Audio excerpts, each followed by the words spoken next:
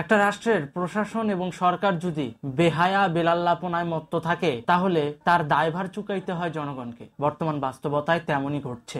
গতকালকে আসিয়ার মৃত্যু হয়েছে। আপনারা জানেন মাগুরার 8 বছরের শিশু আসিয়া, এটা নিয়ে পুরো বাংলাদেশ সরব। কিন্তু বরগুনার মন্টু দাসের বেলায় সবাই নীরব কেন?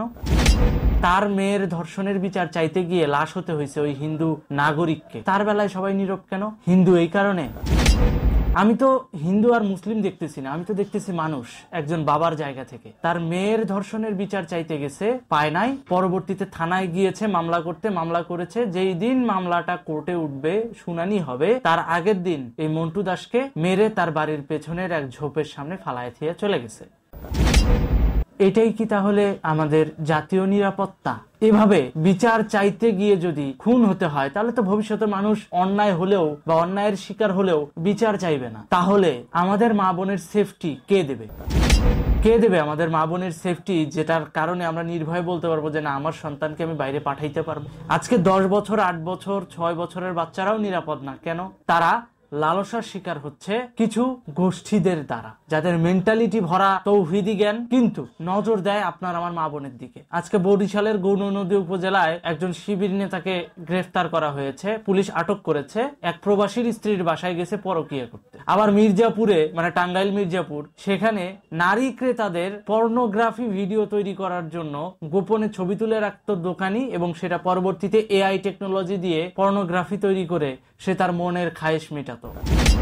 তাকেও আটক করেছে পুলিশ। তাহলে এই যে সামাজিক ভারসাম্যহীনতা আর ধর্ষণের মহা উৎসব, এইটা কি আমাদের মা বোনকে সেফটি দিতে পারছে? মোটেও পারছে না। নারীরা কি আসলে সেক্সুয়াল অবজেক্ট নাকি মাতৃত্বের প্রতীক? যদি মাতৃত্বের প্রতীক হয়ে থাকে তাহলে অবশ্যই মা বোনদের বাঁচানোর দায়িত্ব কিন্তু আপনার আমার সকলের। আর যদি সেক্সুয়াল অবজেক্ট হিসেবে চিন্তা করেন তাহলে ধর্ষকদের কাতারে আপনি নিজেও একজন। সুতরাং আপনার আমার মা বোনের সেফটি নিশ্চিত করতে চান, যদি আপনার আমার মা বোনের জাতীয় নিরাপত্তা নিশ্চিত করতে চান, যদি ধর্ষকদের প্রকৃতপক্ষে শাস্তি দেওয়ার নিয়ত আপনাদের থাকে, যদি চান সামাজিক ভারসাম্য বজায় রেখে বাংলাদেশে পুনরায় আইনের শাসন প্রতিষ্ঠিত করতে, তাহলে অবশ্যই 15ই মার্চ সকাল 11টায় গণজাগরণ মঞ্চের ধর্ষণ বিরোধী সমাবেশে যোগ দেওয়ার জন্য আহ্বান জানাচ্ছি। এটা শুধু দলীয় সমাবেশ চিন্তা করলে হবে না, কিংবা কোন একটা পার্টিকুলার সংগঠনের সমাবেশ চিন্তা করলে হবে না। গণজাগরণ মঞ্চ ধর্ষকদের বিপক্ষে এবং ইনকিলাব মঞ্চ ধর্ষকদের পক্ষে। এখন আপনি চিন্তা করেন একজন মানুষ হিসেবে, আপনি কাদের পক্ষে থাকবেন? ধর্ষকদের পক্ষে থাকবেন নাকি ধর্ষণের বিরুদ্ধে নিজের আওয়াজ তুলবেন? এবার আপনি চিন্তা করেন আপনি কাদের পক্ষে থাকবেন। কারণ দিন শেষে আপনার আমার মা বোন সকলেই কিন্তু নিরাপত্তাহীনতাই রয়েছে এই মুহূর্তে। যদি ধর্ষকদের সঠিকভাবে সাজা দেওয়া যেত, যদি ধর্ষকদের সঠিক সময়ে বিচারের আওতায় নিয়ে আসা যাইতো, তাহলে হয়তো আজকে গণজাগরণ মঞ্চের পুনরায় ধর্ষণের বিরুদ্ধে দাঁড়ানো লাগতো না। যদি আইনমন্ত্রী আসিফ নজরুল প্রকাশ্যে এটা না বলতো যে ধর্ষকের সাজা মৃত্যুদণ্ড, এটা তিনি চান না, তাহলে হয়তো গণজাগরণ মঞ্চ ধর্ষকদের বিরুদ্ধে শাহবাগে দাঁড়াতো না। সুতরাং সিদ্ধান্ত আপনার। ধর্ষকদের পক্ষে ইনকিলাব মঞ্চের সমর্থন দিবেন নাকি ধর্ষকদের বিরুদ্ধে থেকে গণজাগরণ মঞ্চে এসে আপনার উপস্থিতি জানান দেবেন। 15ই মার্চ বেলা 11টা থেকে গণজাগরণ মঞ্চের ধর্ষণ বিরোধী সমাবেশ শুরু হবে, গণজাগরণ শুরু হবে। আপনাদের প্রত্যেকটা শ্রেণী পেশার মানুষের ধর্ষণ বিরোধী গণজাগরণে অংশগ্রহণের জন্য আমন্ত্রণ রইল। আপনাদের প্রত্যেকটা শ্রেণী পেশার মানুষের উচিত এই ধর্ষণ বিরোধী গণজাগরণ মঞ্চে যোগ দেওয়া। কারণ দিন শেষে একজন নারী নিরাপত্তায় থাকলে একজন মা নিরাপত্তা থাকবে, একজন মা নিরাপত্তায় থাকলে একটা প্রজন্ম নিরাপত্তায় বেড়ে উঠবে। আমি একটা জিনিস চিন্তা করে পাই না, যে ধর্ষকরা মেয়েদেরকে সেক্সুয়াল অবজেক্ট হিসেবে দেখেন, তাদের ঘরে কি মা বোন নাই? তাদের ঘরে কি মায়ের যে পারিবারিক শিক্ষা সেটা কি তারা পান নাই? যদি পেয়ে থাকেন তাহলে ছোট ছোট বাচ্চাদেরকে কিভাবে লালসার শিকার তারা বানাতে পারে? এটা তাদের কাছে আমার প্রশ্ন। আজকে স্বৈরাচার ফ্যাসিস্ট বলে বলে যাকে বিদায় করে দিয়েছি, সেই স্বৈরাচার ফ্যাসিস্টের আমলেও তো এতটা ধর্ষণ হয় নাই। যদি স্বৈরাচার ফ্যাসিস্ট দিয়ে আপনি আমি নিরাপদে থাকি, নিরাপত্তায় থাকি, তাহলে আমার কাছে স্বৈরাচার ফ্যাসিস্টই ভালো। এটা আপনারা এখন জুলাই আন্দোলনের পক্ষে থাকেন বিপক্ষে থাকেন, it's up to you. But আমি ব্যক্তিগতভাবে জাতীয় নিরাপত্তার জায়গা থেকে শেখ হাসিনার পক্ষে।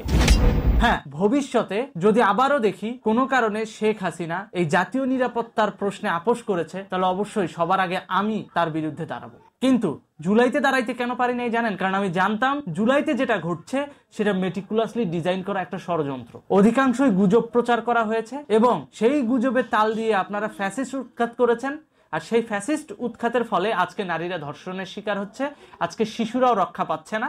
আজকে সাধারণ মানুষ 7 বার চিন্তা করে বাসা থেকে বের হওয়ার আগে যে রাস্তায় যদি কিছু হয়। বিগত 17 বছর রাত 1টা-2টায়ও অনেকে আড্ডা দিচ্ছেন, কোনো সমস্যা হয় নাই। তাহলে আজকে এই মুহূর্তে এসে দেশের এইরকম পরিস্থিতি হবে কেন? বিগত 17 বছর কারা নির্যাতিত ছিল? যারা সন্ত্রাসীপনা করত, যারা গোপনে দেশবিরোধী ষড়যন্ত্র করত, যারা জঙ্গিবাদ কর্মকাণ্ডের সাথে আতাত করত, যারা পাকিস্তানপন্থী কর্মকাণ্ডের সাথে আতাত করত, তারা বিগত 17 বছর জুলুম নির্যাতনের শিকার হয়েছে। যারা ধর্মকে পুঁজি করে, আপনার আমার মাইন্ড ওয়াশ করে দেশকে অস্থিতিশীল করার চেষ্টা করেছিল, তারা ডমিনেটেড হয়েছিল ওই সময় বিগত 17 বছর। কিন্তু বিগত 17 বছর কোনো রিক্সাওয়ালা, ভ্যানওয়ালা, সাধারণ মানুষ হয়রানির শিকার হয় নাই। কিন্তু মানবাধিকার এনজিও গুলো কি করলো? এই সমস্ত সন্ত্রাসীদের পক্ষে মানবাধিকার আর ইমোশনাল গেম সাজায়া এখন দেশটারে এমন পরিস্থিতিতে নিয়ে গেছে, আপনার আমার মা বোনের নিরাপত্তা নাই। আসিয়ার মতো বাচ্চারা কষ্ট পেয়ে মারা যাচ্ছে। মুনতাহার কথা চিন্তা করেন। শেখ হাসিনা চলে যাওয়ার পর সর্বপ্রথম ভিকটিম শিশু মুনতাহা, সিলেটে বাড়ি। তাকে মেরে তার প্রতিবেশী কি করছে? পুকুর পাড়ে ফেলে রেখে দিছে, কাদার ভিতরে ডাবায় রেখে দিছে। পরবর্তীতে লাশ যখন ফুলে উঠছে, লাশ তো ভেসে উঠছে, স্বাভাবিক, এটা তো ন্যাচারাল একটা পদ্ধতি।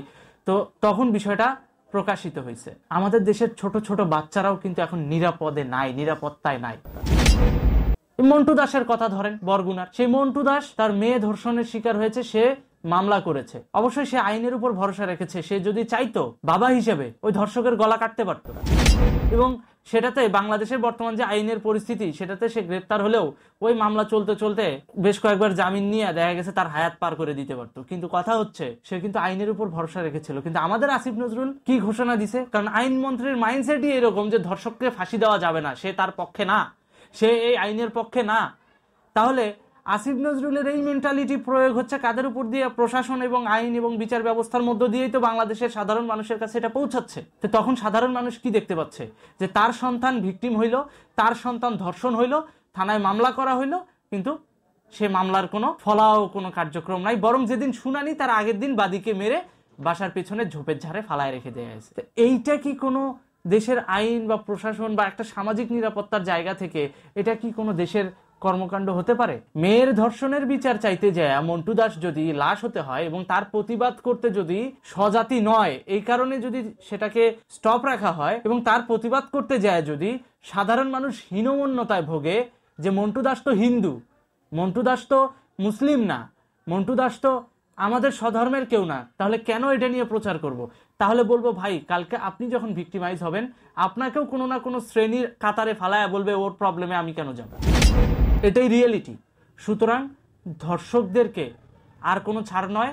আগামী 15ই মার্চ 2025 সকাল 11টা থেকে গণজাগরণ মঞ্চের ধর্ষণ বিরোধী সমাবেশে আপনারা সকলেই উপস্থিত হবেন, যোগ দিবেন, এবং যে যার জায়গা থেকে গণজাগরণ মঞ্চের এই ধর্ষণ বিরোধী সমাবেশকে সফল করে বাংলাদেশে শেখ হাসিনার ধর্ষণ বিরোধী আহ্বানকে বাস্তবায়ন করবেন। ইনশাল্লাহ জয় আমাদের হবেই, কারণ আমরা সত্যের পক্ষে। সঙ্গে থাকলে বিপ্লবী, সঙ্গে না থাকলে শাহবাগী। ওই যে শাহবাগী ট্যাগ লাগায় দিবে, সেই ভয়ে যে আপনারা ঘরে চুরি পরে বসে থাকবেন, ওদিন ভুলা যান। আগে ট্যাগ লাগাইতো ছাত্রলীগের, এখন ট্যাগ লাগাইবো শাহবাগীর, লাগাইবো। কিন্তু আপনি তো নিজের জায়গা থেকে সৎ, আপনি তো জানেন যে আপনি কতটা সৎ একটা এজেন্ডা নিয়ে সেখানে গিয়েছেন। সুতরাং সেই জায়গাটা এনশিওর করেন, সেই পার্সপেক্টিভটা ফুলফিল করেন। একটা জিনিস মাথায় রাখবেন, ছাত্রলীগকে যেভাবে মব জাস্টিস করা হয়েছে, ছাত্র দলকেও কিন্তু একইভাবে মব জাস্টিস করা হয়েছে, এটা ভুললে চলবে না। তার মানে ওদের কালচারই এরকম, মানুষের ট্যাগ লাগায় দেওয়া, ওই তো এরকম। এই যে ওই তো এরকম, এইটা বাস্তবায়ন করতে যায় বা এইটার ভয়ে আপনি ঘরে বসে চুপ করে থাকবেন, আর সাধারণভাবে ভিকটিম হবে আমার দেশের সাধারণ নারীরা, শিশুরা।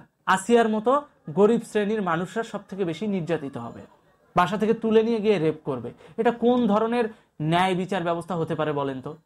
আমি নিঃসন্দেহে ধর্ষকদের ফাঁসি চাই, এই ব্যাপারে কোনো দ্বিমত নাই। এখন আমাকে শাহবাগী বানান, আমাকে গণজাগরণ মঞ্চ বানান, আমাকে আওয়ামী লীগ বানান, ছাত্রলীগ বানান, যা খুশি বানাইতে পারেন। ব্যক্তি মানুষ হিসেবে শুধু এটা বলতে চাই, আমি ব্যক্তিগতভাবে ধর্ষকদের ফাঁসি চাই। কারণ আমার ঘরেও কন্যা সন্তান আছে, আমার ঘরেও মা আছে, বোন আছে।